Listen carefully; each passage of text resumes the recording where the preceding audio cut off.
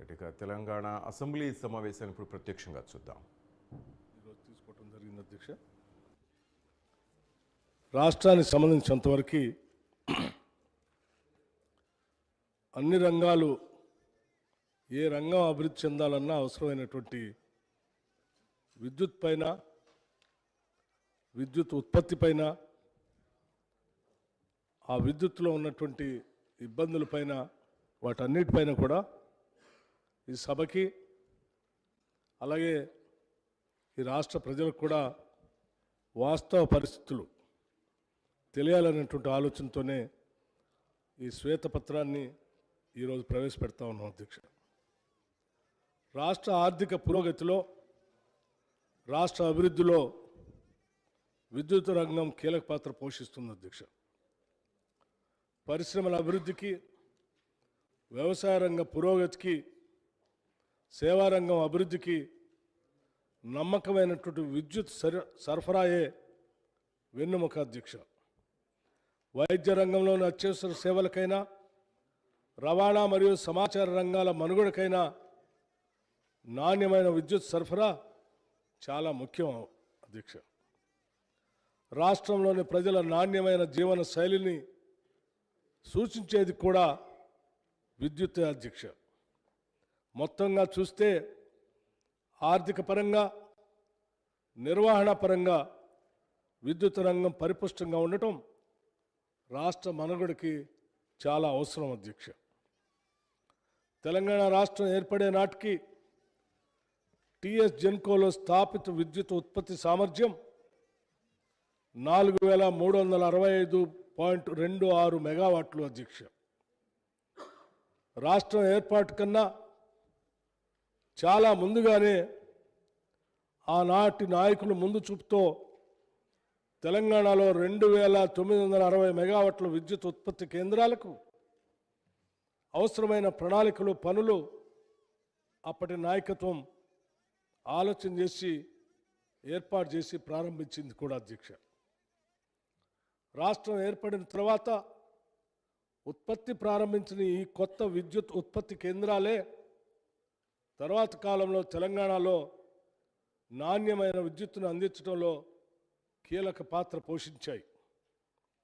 ముఖ్యంగా రాష్ట్ర పునర్వ్యవస్థీకరణ చట్టం రూపకల్పన సమయంలోనే తెలంగాణ విద్యుత్ అవసరాలను దృష్టిలో పెట్టుకొని ఇక్కడ స్థాపిత విద్యుత్ ఉత్పత్తి సామర్థ్యానికి అదనంగా 1800 మెగావాట్లు విద్యుత్ వచ్చే విధంగా కూడా అప్పటి నాయకత్వం, యూపీఏ ప్రభుత్వం శ్రీమతి సోనియా గాంధీ గారి నాయకత్వంలో ప్రత్యేక నిబంధనలు చట్టంలో రూపొందించడం జరిగింది అధ్యక్ష. రాష్ట్రం ఏర్పడిన తర్వాత గత ప్రభుత్వం మొదలుపెట్టి పూర్తి చేసింది కేవలం 1080 మెగావాట్ల భద్రాద్రి థర్మల్ ప్రాజెక్టు మాత్రమే. ఈ ప్రాజెక్టు కూడా పూర్తి కావటానికి సుదీర్ఘ కాలం పట్టింది అధ్యక్ష. ప్రమాణాలకు విరుద్ధంగా సబ్ క్రిటికల్ టెక్నాలజీ ఉపయోగించడం వల్ల పెట్టుబడి వ్యయం కూడా గణనీయంగా పెరిగింది. మరొక ప్రాజెక్టు బొగ్గు గనులకు అత్యంత దూరంగా నిర్మాణంలో ఉన్న 4000 మెగావాట్ల Yadadri thermal power project.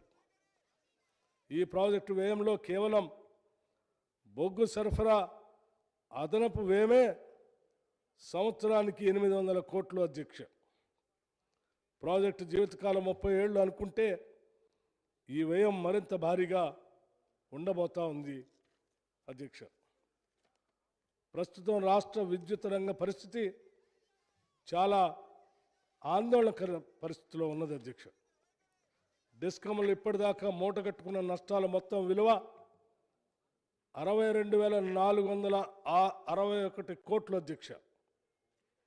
31 October 2023 నాటికి అప్పులు మొత్తం 81,516 కోట్లు. ఈ అప్పుల మొత్తంలో 30,406 కోట్లు కరెంటు సరఫరా చేసిన జనరేటర్లకి బకాయిలు చెల్లించడం కోసం తీసుకున్న రోజువారీ నిర్వహణ మూలధనం అధ్యక్ష, మూలధన రుణం. ఇవి కాకుండా విద్యుత్ ఉత్పత్తి సరఫరా సంస్థలకు 28,673 కోట్లు బకాయిలు ఇంకా చెల్లించవలసి ఉంది అధ్యక్ష. విద్యుత్ కొనుగోళ్లలో డిస్కమ్లు ఇన్ని ఇబ్బందులు ఎదుర్కోవటానికి ముఖ్య కారణం రాష్ట్ర ప్రభుత్వంలోని వివిధ శాఖలు ఏళ్లుగా చెల్లించని 28,842 కోట్లు బకాయిలు అధ్యక్ష. ఈ మొత్తం బకాయిల్లో ఒక్క సాగునీటి శాఖ చెల్లించవలసిన బకాయిలు 14,193 కోట్లు.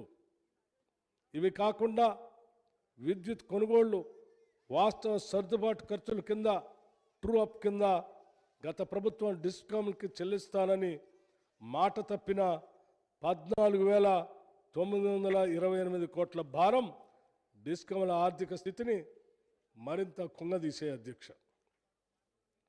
ఈ పరిస్థితుల్లో కేవలం రోజువారీ మనుగడ కోసమే డిస్కమ్లు అలవికాని అప్పులు చేయవలసిన స్థితికి చేరాయి. విద్యుత్ కొనుగోళ్లకు అవసరమైన నిధులను ఈ అప్పుల మార్గంలో సమకూర్చుకోవటం చాలా కష్టంగా కూడా ఉంది అధ్యక్ష.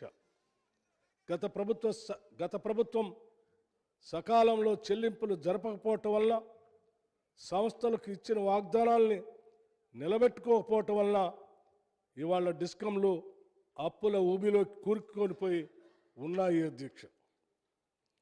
విద్యుత్ సంస్థలకు సకాలంలో విడుదల చేయవలసిన నిధుల విషయంలో గత ప్రభుత్వం ఆర్థిక క్రమశిక్షణ పాటించకపోవటం వల్ల ఆర్థికంగా కుదేలైన విద్యుత్ రంగాన్ని గత ప్రభుత్వం నుండి వారసత్వంగా పొందినప్పటికీ రాష్ట్రంలోని విద్యుత్ వినియోగదారులందరికీ నాణ్యమైన నమ్మకమైన విద్యుత్తుని బాధ్యతాయుతమైన పారదర్శక మార్గంలో అందించడానికి, వ్యవసాయ రంగానికి ఉచిత విద్యుత్ అందించడానికి ఈ ప్రభుత్వం కట్టుబడి ఉన్నది అధ్యక్ష.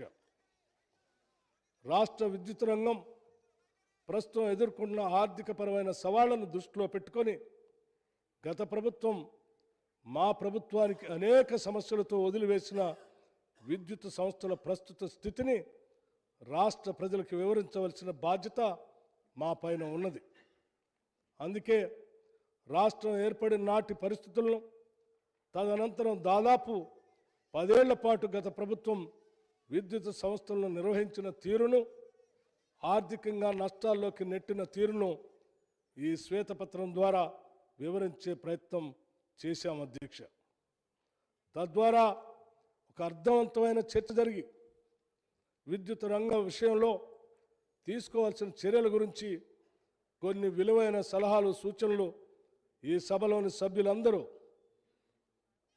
చివరికి ప్రతిపక్షానికి సంబంధించిన సీనియర్ శాసనసభ్యులతో సహా ఈ సభలో ఉన్నటువంటి మిగతా శాసనసభ్యులందరూ కూడా ఈ అంశాలపైన లోతుగా అధ్యయనం చేసి, లోతుగా అర్థం చేసుకొని రేపు భవిష్యత్తులో ఈ రాష్ట్రంలో విద్యుత్ రంగానికి సంబంధించిన సమస్యలు అధిగమించడానికి, ఈ రాష్ట్ర ప్రజలకి నాణ్యమైనటువంటి విద్యుత్తును అందించడానికి తగినటువంటి సలహాలు, సూచనలు ఇవ్వవలసిందిగా కూడా వారందరికీ వివరించడం కోసమే ఈ శ్వేతపత్రం అట్లా ఈ రంగానికి సంబంధించిన సమగ్రమైన సమాచారాన్ని సభకు అందిస్తూ ఉన్నాం అధ్యక్ష. ఉదాహరణకి అధ్యక్ష, మనం ఒకసారి ఈ రాష్ట్రంలో ఉన్నటువంటి లోన్లు సంబంధించి విద్యుత్ రంగానికి సంబంధించిన బకాయిలు ఎంత భారంగా, ఆందోళనకరంగా ఉన్నాయో ఒకసారి మనమందరం అర్థం చేసుకోవాల్సినటువంటి పరిస్థితి కూడా ఉంది. గత ప్రభుత్వం వారు వచ్చిన తర్వాతనే ఏదో ఈ రాష్ట్రంలో కరెంటు ఉత్పత్తి జరిగినట్టు, విద్యుత్ రంగానికి సంబంధించినటువంటి ప్రాజెక్టులు వాళ్లే పెట్టినట్టు, వారు వచ్చిన తర్వాతనే ఈ రాష్ట్రంలో ఉచిత కరెంటు ఇస్తున్నట్టు, వారు వచ్చిన తర్వాతనే ఈ రాష్ట్రంలో బల్బు వెలుగుతున్నట్టు ప్రతి సందర్భంలో గత 10 సంవత్సరాలుగా వారు మాట్లాడినటువంటి విషయాలు గుర్తుకొచ్చి నేను వాస్తవ విషయాలు ఈ సభ దృష్టికి తీసుకొని రాదలుచుకున్నాను. అధ్యక్ష, మీరు రాకముందే ఈ రాష్ట్రంలో అనేక విద్యుత్ రంగ ప్రాజెక్టులు స్థాపించబడ్డాయి. అలాగే భవిష్యత్ తరాల అవసరమైనటువంటి విద్యుత్ రంగాన్ని దృష్టిలో పెట్టుకొని ఈ రాష్ట్ర విభజన కంటే ముందే 2013, 14, 15 కంటే ముందే ఆనాడు ఈ దేశంలో పాలన చేసినటువంటి యూపీఏ ప్రభుత్వానికి సంబంధించిన ప్రధానమంత్రి మన్మోహన్ సింగ్ గారి నాయకత్వంలో, ఆనాటి యూపీఏ చైర్పర్సన్ సోనియా గాంధీ గారి నాయకత్వంలో దేశంలో అవసరాలను దృష్టిలో పెట్టుకొని ముందుగానే ఆలోచన చేసి అనేక ప్రణాళికలతో అనేక విద్యుత్ ప్రాజెక్టుల్ని పెద్ద ఎత్తున ఈ దేశంలో తీసుకొని రావటం, అందులో భాగంగా ఈ రాష్ట్రంలో కూడా ఏర్పాటు చేసే కార్యక్రమంలో ముందుకు పోబట్టే ఈరోజు రాష్ట్ర విభజన జరిగిన తర్వాత కూడా అవన్నీ ప్రొడక్షన్లోకి వచ్చి ఈరోజు రాష్ట్రంలో విద్యుత్తుని మనం అందించగలిగాం. అటువంటి వాస్తవ పరిస్థితులన్నింటినీ కూడా వక్రీకరించి ఈ రాష్ట్ర ప్రజలకి వాళ్ళు ఏమీ లేదు, అంతా మా వల్లనే విద్యుత్ ఉత్పాదన జరిగింది, మా వల్లనే విద్యుత్ సరఫరా జరుగుతుందని చెప్పే ప్రయత్నం గత ప్రభుత్వాలు చేశాయి. వాస్తవ పరిస్థితుల్ని ఈ సభ దృష్టికి తీసుకొని రావడంతో పాటు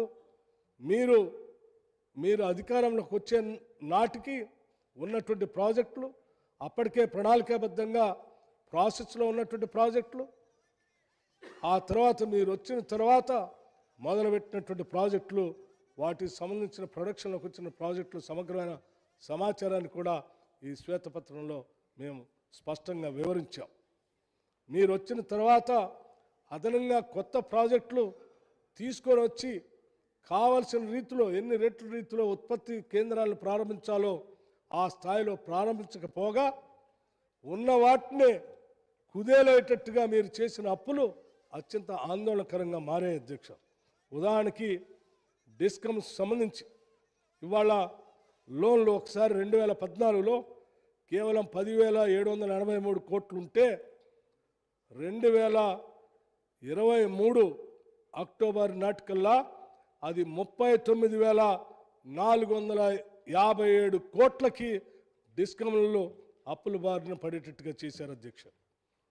అలాగే ట్రాన్స్కోకు సంబంధించి కేవలం 2,911 కోట్లు మాత్రమే అప్పులుంటే 2014 నాటికి అది 2023 నాటికల్లా 50,136 కోట్లకి అప్పుల పాలు చేశారు అధ్యక్ష. అట్లాగే జెన్కోకు సంబంధించి 2014 కల్లా కేవలం 7,662 కోట్లు మాత్రమే అప్పుగా ఉంటే 2023 కల్లా కేవలం 10 ఏళ్లలో 31,923 కోట్లకి అప్పుల పాలు చేశారు అధ్యక్ష.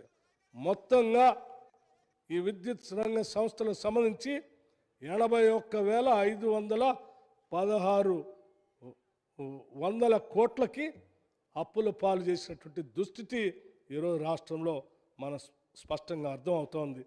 ఇవి కాకుండా ఇంకా డిస్కమ్స్కి సంబంధించి రాష్ట్ర ప్రభుత్వం ద్వారా ఉన్నటువంటి డ్యూస్ అధ్యక్ష, రాష్ట్ర ప్రభుత్వం ద్వారా డిస్కమ్ చెల్లించాల్సింది అదనంగా ఇంకొక 28,673 కోట్లకి విలువైనటువంటి డబ్బులు మీరు చెల్లించాల్సినటువంటి అవసరం ఉంది అధ్యక్ష. అలాగే అధ్యక్ష, మీ పాలన సక్రమంగా లేకపోవటం వల్ల, ప్రణాళికాబద్ధంగా లేకపోబట్టి, మీరు సరైనటువంటి దూరదృష్టి లేకపోవటం వల్ల డిస్కమ్లో డెఫిసిట్ కూడా చాలా లోతులోకి వెళ్ళిపోయింది అధ్యక్ష. ఉదాహరణకి అగ్రికల్చర్ సబ్సిడీ గ్యాప్ వచ్చేసి ఒక్కసారి ఆలోచన చేస్తే 18,725 కోట్ల రూపాయలు ఇవాళ డిస్కమ్కి డెఫిసిట్లో ఉంది అధ్యక్ష. అట్లాగే గవర్నమెంట్ డ్యూస్ డిస్కమ్కి ఇవ్వాల్సినటువంటిది 28,843 కోట్ల అధ్యక్ష. ఇట్లా ట్రూ అప్ మీన్స్ 14,928 కోట్ల అధ్యక్ష. మొత్తంగా ఈ డిస్కమ్లు ఈరోజు డెఫిసిట్లో 62,496 కోట్లు ఇవాళ డిస్కమ్లో డెఫిసిట్లో ఉన్నాయి అధ్యక్ష. ఇంత ఆందోళనకరమైనటువంటి పరిస్థితిలో ఉన్నటువంటి విద్యుత్ రంగం సంబంధించిన సమాచారం శ్వేతపత్రం ద్వారా, ఇంకా సమగ్రమైనటువంటి సమాచారం శ్వేతపత్రం ద్వారా మీ అందరి ముందు ఉంచడం జరిగింది అధ్యక్ష. మీరందరూ కూడా దయచేసి బాగా ఆలోచన చేసి ఈ విద్యుత్ రంగ భవిష్యత్తులో దీన్ని బాగు చేయటానికి, ఈ అప్పుల ఊబిలోంచి బయటికి తీసుకొని రావటానికి, నాణ్యమైనటువంటి విద్యుత్తును అందించడానికి, వ్యవసాయ రంగానికి ఉచిత కరెంటు ఇవ్వటానికి, ఇంకా పారిశ్రామిక రంగానికి విద్యుత్ అందించడానికి సక్రమంగా ప్రణాళికాబద్ధంగా ముందుకు పోవటానికి మీ ఆలోచనలు, విలువైనటువంటి ఆలోచనలు, అభిప్రాయాలు స్పష్టంగా ఈ సభకు తెలియవలసిందిగా, చెప్పవలసిందిగా మీ అందరికీ గౌరవ సభాపతి గారి ద్వారా సభలో ఉన్నటువంటి సభ్యులందరూ కూడా విజ్ఞప్తి చేస్తూ, ఈ రాష్ట్రంలో ఉన్నటువంటి ప్రజలందరూ కూడా ఈరోజు విద్యుత్ రంగంలో జరిగినటువంటి అరాచకం, ఈరోజు ఈ విద్యుత్ రంగంలో జరిగినటువంటి ఈ నిరర్ధకమైనటువంటి అప్పులు, లేకపోతే నిరర్ధకమైనటువంటి ఆలోచనలు ఈ రంగాన్ని ఎంత ఇబ్బందిలో పెట్టినటువంటి ఈ 10 ఏళ్ల పాలన గురించి అందరూ కూడా ఆలోచన